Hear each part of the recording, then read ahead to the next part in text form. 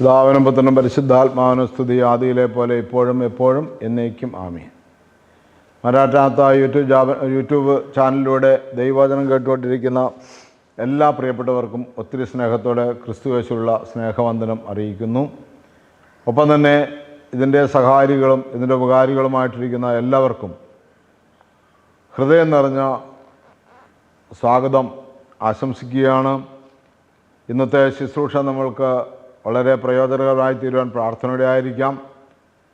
വിശുദ്ധ പൗലോസ്ലീഹായിലൂടെ ദൈവത്തിൻ്റെ പരിശുദ്ധാത്മാവ് പ്രവർത്തിക്കുന്ന അവിടുത്തെ അത്ഭുതമായ ശക്തി നമ്മൾ എങ്ങനെയായിരുന്നു എന്നും നമ്മളത് പ്രാപിക്കേണ്ടതിന് ഏതു വിധമാണ് നമ്മളെ തന്നെ ഒരുക്കേണ്ടതെന്ന് നമ്മൾ ധ്യാനിച്ചു പോരുകയായിരുന്നു. ഇന്ന് നമ്മൾ അതേപോലെയുള്ളൊരു വിഷയമാണ് സംസാരിക്കുന്നത്. പൗലോസിൻ്റെ ജീവിതത്തിലുണ്ടായിട്ടുള്ള ചില സന്ദർഭങ്ങൾ അവനെ മോശമാക്കുന്ന രീതിയിൽ പ്രവർത്തിക്കുന്ന ആളുകളുടെ ഇടയിൽ അത്ഭുതം പ്രവർത്തിക്കുന്ന വിശുദ്ധ പൗലോസിനെയാണെന്ന് നമ്മൾ കാണുന്നത്. അപ്പോസ്തല പ്രവർത്തനം 28-ാമത്തെ അധ്യായത്തിൽ നമ്മളിന്ന് ധ്യാനിക്കുന്നത്. നമുക്കൊരു വാക്ക് പ്രാർത്ഥിച്ച് ഇങ്ങനെ ആരംഭിക്കാം. ഞങ്ങൾ അത്യധികമായി സ്നേഹിക്കുന്ന ഞങ്ങളുടെ സ്വർഗ്ഗപിതാവേ, ഈ നല്ല സമയത്തിനായി ഞങ്ങൾ അങ്ങയെ സ്തുതിക്കുന്നു, ആരാധിക്കുന്നു, നന്ദി പറയുന്നു, മഹത്വപ്പെടുത്തുന്നു. അങ്ങയുടെ തിരുരക്തത്താൽ ഞങ്ങളെ കഴുകണമേ, വിശുദ്ധീകരിക്കണമേ, പരിശുദ്ധാത്മാവിനാൽ ഞങ്ങളെ നിറയ്ക്കണമേ. ഈ വചന കേൾവിയിൽ നിന്ന് കർത്താവെ ഞങ്ങളെ അവിടുന്ന് രൂപാന്തരപ്പെടുത്തി ഈ വചനം കേട്ട് ഞങ്ങൾക്ക് നല്ല മാനസാന്തരമുണ്ടായി ഞങ്ങളുടെ വിശ്വാസം വർദ്ധിച്ച് ക്രിസ്തുയേശുള്ള ബന്ധം പുനഃസ്ഥാപിക്കുവാൻ കൃപ നൽകണമേ എന്ന് പ്രാർത്ഥിക്കുന്നു. എല്ലാ നന്മകളാലും ഐശ്വര്യങ്ങളാലും നിറയ്ക്കണമേ. പരിശുദ്ധമേ ദൈവമാതാവേ, സകല വിശുദ്ധന്മാരെ ശുദ്ധിമതികളെ പ്രാർത്ഥിക്കണമേ. യേശുവിൻ്റെ നാമത്തിൽ ചോദിക്കുന്നു, കൃപയോടെ കേട്ട് തിരുമാറാകണമേ.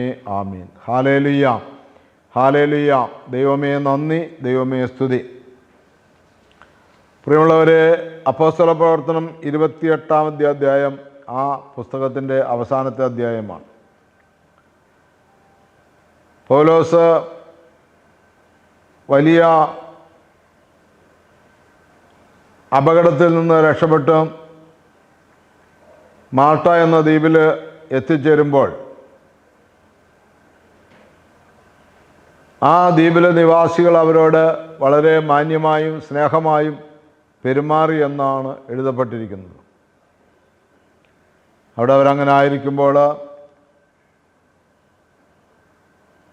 അവിടെ തണുപ്പ് കാലാവസ്ഥയാണ്. തണുപ്പ് സഹിക്കവയ്യാതെ ആയപ്പോൾ അവരെല്ലാവരും ചേർന്ന് തീ കൂട്ടി ചുള്ളിക്കമ്പുകളെല്ലാം പറക്കിയെടുത്ത് തീയിലിട്ടു. അങ്ങനെ ചുള്ളിക്കമ്പുകളെല്ലാം വാരി തീയിലിട്ട സമയത്ത്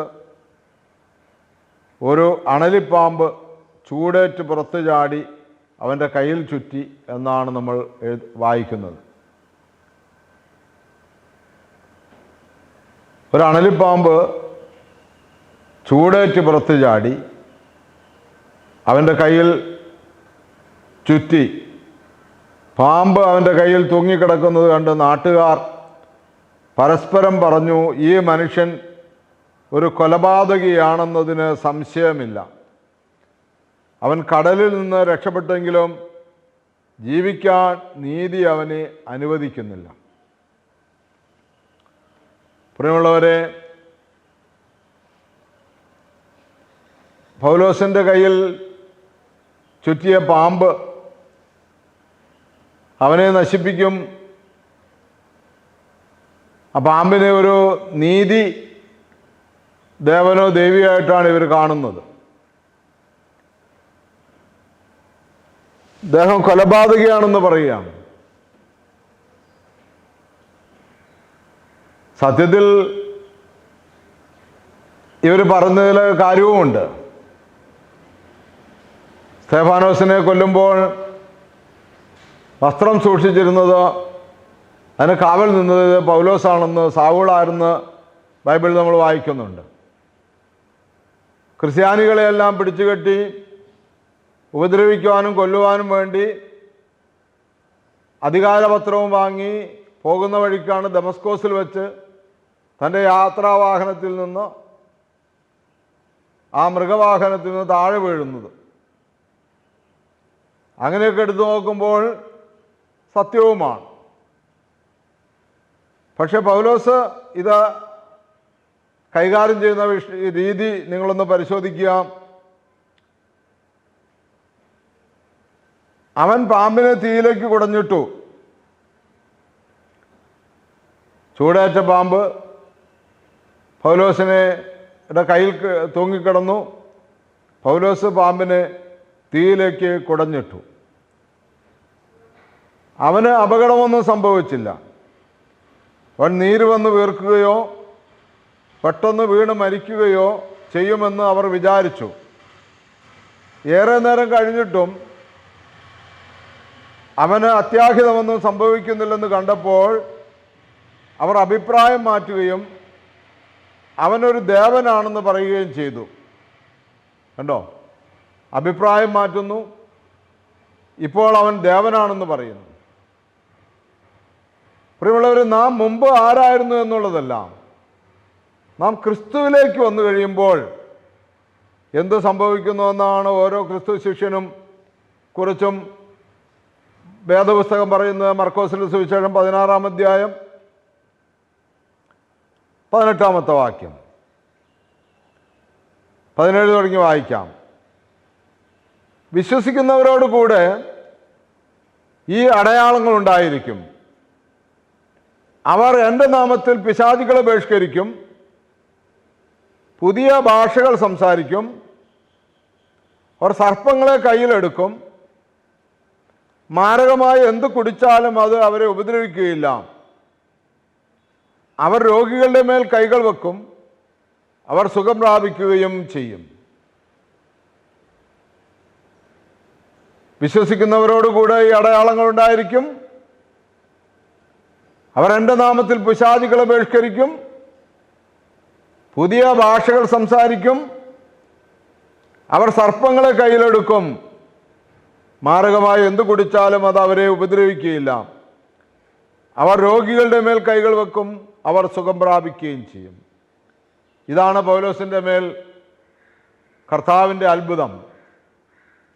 അവൻ സർപ്പത്തെ തീയിലിട്ട് കുടഞ്ഞു കളഞ്ഞു. അവൻ നീര് വെച്ച് മരണപ്പെട്ടു പോകുമെന്ന് എല്ലാവരും ധരിച്ചു. ഈ നാട്ടിൽ ഇപ്പോഴും ഒരാളെ വിഷം തീണ്ടിയാൽ, പാമ്പ് കടിച്ചാൽ, അണലിയാണെങ്കിൽ രക്ഷപ്പെടാൻ സാധ്യത കുറവാണെന്നാണ് ഇന്നത്തെയും നിഗമനം. പക്ഷേ ക്രിസ്തുവിൽ വിശ്വസിക്കുന്ന ഒരാൾ പാമ്പിനെ കയ്യിലെടുത്താലും അവനൊരു ഹാനിയും സംഭവിക്കുകയില്ല. അവനെപ്പോൾ ഒരാൾ വിഷം കൊടുത്ത് കൊല്ലണമെന്ന് വിചാരിച്ചാലും സാധ്യമല്ല. മാരകമായ എന്തു കുടിച്ചാലും അവനൊരു ദോഷവും സംഭവിക്കുകയില്ല. പിന്നെ അവൻ രോഗികളുടെ മേൽ കൈകൾ വെക്കും, അവർ സൗഖ്യം പ്രാപിക്കും. പ്രിയമുള്ളവരെ, അങ്ങനെ അവർ പൗലോസിനെ ദേവനാണെന്ന് പറഞ്ഞു. ആ ദ്വീപിലെ പ്രമാണിയായ ബുബ്ലിയോസിന് ആ സ്ഥലത്തിന് അടുത്ത് തന്നെ കുറേ ഭൂമിയുണ്ടായിരുന്നു.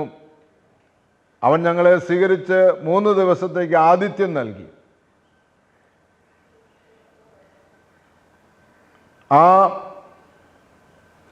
പ്രമാണിയായ ബുബ്ലിയോസ് അദ്ദേഹത്തിൻ്റെ സ്ഥലത്തേക്ക് പൗലോസിനെ ക്ഷണിക്കുകയാണ്. ഇതാണ് സുവിശേഷത്തിൻ്റെ വളർച്ച, ദൈവരാജ്യത്തിൻ്റെ വളർച്ച. അപ്പോൾ എന്തിനാണ് അവിടെ ആ സംഭവങ്ങളൊക്കെ ഉണ്ടായത്? ദൈവത്തിൻ്റെ പരിശുദ്ധാത്മാവ് നിറഞ്ഞ മനുഷ്യർ ജീവിക്കുന്നുണ്ട് ഭൂമിയിൽ. അവരുടെ അടുക്കൽ നിങ്ങൾ ചെന്നു കഴിഞ്ഞാൽ നിങ്ങൾക്ക് സമാധാനമുണ്ട്, സൗഖ്യമുണ്ട്, നിങ്ങൾക്ക് എല്ലാവിധത്തിലുമുള്ള സ്വസ്ഥതയുണ്ടെന്ന് ലോകത്തോട് പറയുന്നതിന് വേണ്ടിയാണ് ഈ കപ്പലപകടങ്ങളെല്ലാം ഉണ്ടായി ഇവരിങ്ങനെ അവിടെ എത്തിച്ചേർന്നത്. അവിടെ വചനം അവരുടെ മേൽ നിറവേറുകയാണ്. എനിക്ക് നിങ്ങളെക്കുറിച്ചൊരു പദ്ധതിയുണ്ട്, അത് നിങ്ങളുടെ നാശത്തിനുള്ളതല്ല, നിങ്ങളുടെ ഐശ്വര്യത്തിനും ക്ഷേമത്തിനും ശുഭകരമായ ഭാവിക്കും ഉള്ള ഒരു പ്രത്യാശയുടെ പദ്ധതിയാണ്. അതാണ് ഇവിടെ കാണുന്നത്. അങ്ങനെ പുബ്ലിയോസിൻ്റെ ആതിഥ്യം സ്വീകരിച്ച് അവിടെ അവർ താമസിക്കുമ്പോൾ അദ്ദേഹത്തിൻ്റെ പിതാവ് പനിയും അതിസാരവും പിടിപെട്ട് കിടപ്പിലായിരുന്നു. പൗലോസ് അവനെ സന്ദർശിച്ചു പ്രാർത്ഥിക്കുകയും അവൻ്റെ മേൽ കൈകൾ വച്ച് സുഖപ്പെടുത്തുകയും ചെയ്തു. കണ്ടോ, സൗഖ്യപ്പെടുത്തുവാനുള്ള അധികാരം, പാമ്പിനെ കയ്യിലെടുക്കാനുള്ള അധികാരം. പാമ്പിനെ കുടഞ്ഞു കളഞ്ഞു എന്ന് പറഞ്ഞാൽ ഭയപ്പെട്ടില്ല, ഒന്നും സംഭവിക്കില്ല. ഇപ്പോൾ തന്നെ പാമ്പ് കടിച്ച് ചേർത്ത് മരിക്കുമെന്നവർ വിചാരിച്ചു. ഇത് ഇവൻ്റെ മേൽ നീതിദേവിയുടെ ഇടപെടലാണ്. കടലിൽ നിന്ന് രക്ഷപ്പെട്ടുവെങ്കിലും ഇതാ ദൈവം ഇവനെ വിടാൻ തയ്യാറാകുന്നില്ല എന്ന് പറഞ്ഞെടുത്ത് ഇവൻ തന്നെയാണ് ദൈവമെന്ന് അവർ പറയുന്ന തരത്തിലേക്ക് ദൈവത്തിൻ്റെ ശക്തി ആ പ്രകൃതിയുടെ മേലും പാമ്പിൻ്റെ മേലൊക്കെ ദൈവം അവന് കൊടുത്താണ്. ഇത് എനിക്കും നിങ്ങൾക്കും കിട്ടും. സിംഹത്തിൻ്റെ മേലും അണലിമേലും ചവിട്ടി നടക്കും, സിംഹത്തെയും പെരുമ്പാവിനെയും നീ ചവിട്ടി മെതിക്കും. ഇതൊക്കെ നമ്മൾ വിശ്വാസത്തോടെ സ്വീകരിക്കണം. ഒരു മനുഷ്യൻ്റെ ജീവിതത്തിൽ ഏറ്റവും പ്രധാനപ്പെട്ട കാര്യം എന്തെന്ന് ചോദിച്ചാൽ ഭയമില്ലാതെ ജീവിക്കാൻ അവന് കഴിയുക എന്നുള്ളതാണ്. ഭയമില്ലാതെ ജീവിക്കാൻ കഴിഞ്ഞാൽ തന്നെ അത് തന്നെയാണ് സമാധാനം. അവിടെ അങ്ങനെ ആ ദ്വീപിൽ ഈ പ്രമാണിയുടെ അപ്പൻ്റെ രോഗം ഭേദമാക്കി പൗലോസിനെ അവർ വളരെ സന്തോഷത്തോടെ സ്വീകരിക്കുന്നത് മാത്രമല്ല, ഒത്തിരി ആളുകൾ അവൻ്റെ അടുത്ത് വന്ന് സുഖം പ്രാപിച്ചു കൊണ്ടിരുന്നു. അവർ ഞങ്ങളെ വളരെയേറെ ബഹുമാനിച്ചു. ഞങ്ങൾ കപ്പൽ യാത്രയ്ക്ക് ഒരുങ്ങിയപ്പോൾ ഞങ്ങൾക്ക് ആവശ്യമുള്ളതെല്ലാം അവർ കൊണ്ടുവന്ന് തന്നു. ഹല്ലേലൂയ. പ്രിയമുള്ളവരെ, ഇതാണ് യഥാർത്ഥമായ സുവിശേഷം. ഇതാണ് യഥാർത്ഥമായ സുവിശേഷ വേല. നമ്മൾ എവിടെ എന്ത് ചെയ്യാൻ ഇറങ്ങിയാലും അവിടെ ഒരു അത്ഭുതം അല്ലെങ്കിൽ ഒരു ദൈവകൃപ ഉണ്ടായിരിക്കണം. ഇത് നമ്മളിലുള്ള കഴിവല്ല, ഈ വ്യക്തിയിൽ ദൈവം പ്രവർത്തിക്കുന്നത് കൊണ്ടാണ് ഇങ്ങനെ സംഭവിക്കുന്നതെന്ന് ഒരു സമൂഹം എഴുന്നേറ്റ് സാക്ഷ്യം പറയത്തക്കവണ്ണം കർത്താവായ യേശു ക്രിസ്തുവിനെ മഹത്വപ്പെടുത്തുവാൻ തക്കവണ്ണമുള്ള ഒരനുഭവം അവിടെ ഉണ്ടാകണം. ഹല്ലേലൂയ. പ്രിയമുള്ളവരെ, അതുകൊണ്ട് നമ്മളെ തന്നെ പൂർണ്ണമായി നമുക്ക് സമർപ്പിക്കാം. നമുക്കും മനുഷ്യർക്ക് ഇങ്ങനെയുള്ള നന്മകൾ ചെയ്യാൻ, ഏത് നാടാകട്ടെ, ഏത് സ്ഥലമാകട്ടെ, ആപത്തിൽപ്പെട്ടതാകട്ടെ, അപകടത്തിൽപ്പെട്ടതാകട്ടെ, നമ്മളൊക്കെ പലപ്പോഴും പറയുന്നത് നമുക്ക് തന്നെ ഒരു സ്വസ്ഥതയോ സമാധാനമോ ഒരു ജീവിത അന്തരീക്ഷമോ ഇല്ല എന്ന് പറയുകയാണ്. അപ്പോഴാണ് മറ്റുള്ളവരുടെ കാര്യങ്ങളിൽ എങ്ങനെ ഇടപെടുമെന്നുള്ള വിചാരമാണ് നമ്മുടെ ഉള്ളിലുള്ളത്. ഇവിടെ പൗലോസ് അപ്പോസ്തലന് അങ്ങനെ ഒരു വിചാരമേ ഇല്ല. തന്നെക്കുറിച്ചുള്ള ഒരു ചിന്തയുമില്ല. കാരണം തൻ്റെ ജീവിതം യേശു ക്രിസ്തു ഏറ്റെടുത്തതാണെന്നുള്ള ഉത്തമ ബോധ്യത്തിലാണ് നടക്കുന്നത്. നമുക്കും അങ്ങനെ യേശു ക്രിസ്തുവുമായിട്ടൊരു വ്യക്തിബന്ധമുണ്ടാകണം. നമ്മുടെ ഇടയിലൊക്കെ ആളുകളായിട്ട് സംസാരിക്കുമ്പോൾ എല്ലാവരും മുറിവേറ്റവരാണ്. പല ആളുകൾക്കും സഭയ്ക്ക് വേണ്ടിയോ പള്ളിക്ക് വേണ്ടിയോ കൂട്ടായ്മയ്ക്ക് വേണ്ടിയോ ഒക്കെ പലതും ചെയ്യണമെന്ന് ആഗ്രഹമുണ്ട്. പലതും ചെയ്തിട്ട് മടുത്ത് വലിയ പ്രശ്നങ്ങളാക്കി ഇനി ഒരിക്കലും ചെയ്യില്ല എന്ന് പറയുന്നവരും ഇനി ഒരിക്കലും ദേവാലയത്തിലേക്ക് പോകുന്നില്ല എന്ന് പറയുന്നവരുമുണ്ട്. പക്ഷെ ഒരിക്കലും ഇത്തരം വ്യക്തികൾ യേശുക്രിസ്തുവിന് വേണ്ടിയാണ്, ദൈവരാജ്യത്തിന് വേണ്ടിയാണ് ഞാനിത് ചെയ്യുന്നതെന്ന് തിരിച്ചറിഞ്ഞിട്ടില്ല. എന്നെ കേൾക്കുന്ന ദൈവമക്കളെ, നിങ്ങൾ എന്തെല്ലാം നന്മകൾ ചെയ്തും എന്തെല്ലാം കാര്യങ്ങൾ മനുഷ്യർക്ക് ചെയ്തു കൊടുത്തിട്ടും നിങ്ങൾക്കൊരു സമാധാനമോ ഒരു സ്വസ്ഥതയോ കിട്ടാതെ നിങ്ങൾ മടിച്ചിരിക്കുന്നവരാണെങ്കിൽ, ശേഷിക്കുന്ന നാളിൽ നിങ്ങൾ ക്രിസ്തുവിനെ രക്ഷകനാഥനുമായി സ്വീകരിച്ചുകൊണ്ട്, യേശു ക്രിസ്തുവിനെ തന്നെ ഉള്ളത്തിൽ സ്വീകരിച്ചുകൊണ്ട്, യേശു ക്രിസ്തുവിന് വേണ്ടി ഓരോ പ്രവൃത്തികളും ഓരോ കാര്യങ്ങളും ചെയ്യുവാനായിട്ട് ഇറങ്ങിത്തിരിക്കാം. ഞാനല്ല, എന്നിൽ വസിക്കുന്ന ദൈവാത്മാവാണ് ഇത് ചെയ്യുന്നതെന്നുള്ള വിശ്വാസത്തോടു കൂടി ഓരോ പ്രവർത്തനങ്ങളിലും നിങ്ങൾ വ്യാപൃതരായിരുന്നു നോക്കി. നിങ്ങൾക്ക് എത്ര എതിരാളികളുണ്ടായാലും, നിങ്ങൾക്ക് എത്ര പ്രതികൂലതകളുണ്ടായാലും നിങ്ങൾ അടിപതറില്ല. നിങ്ങൾ വിശ്വാസത്തിൽ ഉറച്ചു നിൽക്കും. നിങ്ങൾക്കെതിരെ വന്നവരെ, നിങ്ങൾക്കെതിരെ സംസാരിച്ചവരെ കൊണ്ട് തന്നെ എന്നെയും നിങ്ങളെയും ഉയർത്തുന്ന തരത്തിൽ ദൈവം സംസാരിപ്പിക്കുവാനിടയാകും. അതുകൊണ്ട് പ്രിയമുള്ളവരെ, ദൈവത്തിൻ്റെ മകനാണ് ഞാൻ, ദൈവത്തിൻ്റെ മകളാണ് ഞാൻ എന്നുള്ള ആ ഉത്തമ ബോധ്യത്തോടു കൂടി ഇപ്പോൾ ഒരു നിമിഷം നമുക്ക് ദൈവകരങ്ങളിലേക്ക് സമർപ്പിച്ച് പ്രാർത്ഥിക്കാം. എല്ലാം അങ്ങയുടെ കരുണ, ദൈവമേ, എല്ലാം അങ്ങയുടെ സ്നേഹത്തിൽ അധിഷ്ഠിതമായി നിൽക്കുന്നു. ഇപ്പോൾ മരിച്ചു വീഴുമെന്ന് പറഞ്ഞ പൗലോസിൻ്റെ മേൽ അവിടുത്തെ ശക്തി പ്രകടമായപ്പോൾ അവൻ പാപിയല്ല, അവൻ പുണ്യവാനാണ്, ദൈവമാണ് എന്ന് പറയത്തക്കവണ്ണമുള്ള ഒരു വിശ്വാസവും ഒരു എന്താ പറയുന്നത് നേതൃത്വമായിട്ട് പൗലോസിനെ അംഗീകരിക്കുന്ന അനുഭവങ്ങളൊക്കെ ഉണ്ടായല്ലോ.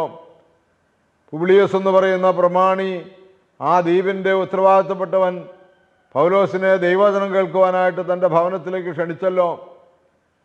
അവൻ്റെ പിതാവിനെയും ആ നാട്ടിലുള്ള പല രോഗികളെയും പൗലോസിന് സൗഖ്യപ്പെടുത്തുവാൻ കഴിഞ്ഞുവല്ലോ. കർത്താവേ, എല്ലാവിധ ഭയത്തിൽ നിന്ന് ഞങ്ങളെ പൂർണ്ണമായി വിടുവിക്കുന്ന അങ്ങ്, പൗലോസ് അപ്പോസ്തലൻ പറയുന്ന പോലെ ഞങ്ങൾക്കും പറയാൻ കഴിയണം, കർത്താവിനെ പ്രതിയുള്ള സ്നേഹത്തിൽ നിന്ന് എന്നെ ആര് വേർതിരിക്കും?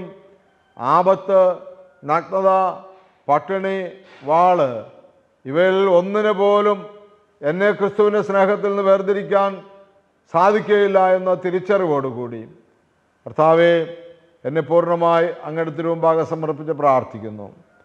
ഈ വചനം കേട്ടുകൊണ്ടിരിക്കുന്ന എല്ലാ പ്രിയപ്പെട്ട മക്കളെയും സമർപ്പിച്ച് പ്രാർത്ഥിക്കുന്നു. എൻ്റെ എല്ലാ പ്രവർത്തകരെയും സധൈര്യം വിശ്വാസത്തിൽ അടിയുറച്ചു നിന്നുകൊണ്ട് പ്രേക്ഷിത പ്രവർത്തനങ്ങൾ ചെയ്യുവാൻ എല്ലാ മക്കളെയും അനുഗ്രഹിക്കണമേ എന്ന് പ്രാർത്ഥിക്കുന്നു. ഇനിയും പ്രേക്ഷിത ദൗത്യം സ്വീകരിക്കാത്ത, പ്രേക്ഷിത വിളി ഉൾക്കൊണ്ടാത്ത, പ്രേക്ഷിത വേലയ്ക്ക് വിളിച്ചിട്ടും ഭയന്ന് മാറിപ്പോയിക്കൊണ്ടിരിക്കുന്ന വ്യക്തിത്വങ്ങളെയൊക്കെ സമർപ്പിച്ച് പ്രാർത്ഥിക്കുന്നു. വിളിയോട് പ്രത്യുത്തരിക്കുവാനും വിളിയെ സ്വീകരിക്കുവാനും കൃപ നൽകണമേ എന്ന് പ്രാർത്ഥിക്കുന്നു. പത്രോസിനെ കടലിൽ നിന്നും നിന്റെ വേലയ്ക്കായിട്ട് വേർതിരിച്ച ദൈവമേ, പൗലോസിനെ വഴിയരികിൽ നിന്നും നിന്റെ വേലയ്ക്ക് വിളിച്ച കർത്താവേ, ഞങ്ങളെയും ഞങ്ങളായിരിക്കുന്ന മേഖലകളിൽ നിന്ന് നീ വിളിച്ച് വേർതിരിച്ചതിനായി സ്തോത്രം ചെയ്യുന്നു. ഞങ്ങൾ ശുശ്രൂഷിക്കുന്നിടങ്ങളിലെല്ലാം ധാരാളം കൃപകൾ, അത്ഭുതങ്ങൾ രൂപപ്പെടുവാൻ തക്കവണ്ണം ഇടയാകണമേ എന്ന് പ്രാർത്ഥിക്കുന്നു. പരിശുദ്ധ അമ്മേ, ദൈവമാതാവേ, സകല വിശുദ്ധന്മാരെ ശുദ്ധിമതികളെ പ്രാർത്ഥിക്കണമേ. യേശുവിൻ്റെ പരിശുദ്ധ നാമത്തിൽ ചോദിക്കുന്നു, കൃപയോടെ കേട്ടുത്തരം തരുമാറാകണമേ. ആമേൻ. ഹല്ലേലൂയ. പ്രിയമുള്ളവരെ, അനേകർക്ക് ഉപകാരപ്പെടുന്ന രീതിയിൽ ഈ ശുശ്രൂഷയെ പങ്കുവെക്കാൻ നിങ്ങൾ മനസ്സ് കാണിക്കണമേ എന്ന് ഓർപ്പിച്ചുകൊണ്ട് നിർത്തുന്നു. ദൈവത്തിൻ്റെ അതിപരിശുദ്ധ നാമം മാത്രം മഹത്വപ്പെടുമാറാകട്ടെ.